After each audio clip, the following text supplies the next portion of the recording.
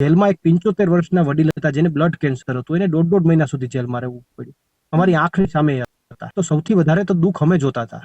રાજુભાઈને ખબર છે કે ભાઈ ખેડૂતો કેટલા પીડાતા હતા, કેટલા દુઃખ હતા.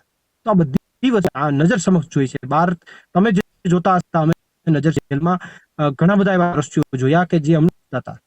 એ દાદા 75 વર્ષના બ્લડ કેન્સરથી પીડિત, દવા એમની નહોતી.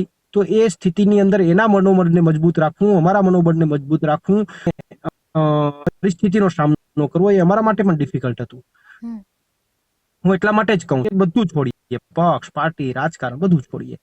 પણ જેપીએ 2-3 મહિના પહેલા જ આ રીતે ખેડૂતોને મારીને ઢોર બનાવી દીધા હોય, બીજેપી વિશે અત્યારે આપણે એક ન બોલીએ તો કેવું લાગે? એટલા માટે હું ગુજરાતના ખેડૂતોને કહું છું કે કોઈ ચિંતા કરવાની જરૂર નથી, કોઈ મૂંઝાવાની જરૂર નથી. આ માટે બેઠા છીએ, લડીશું અમારા હક માટે, જ્યાં સુધી શરીરમાં પ્રાણ લડતા રહીશું.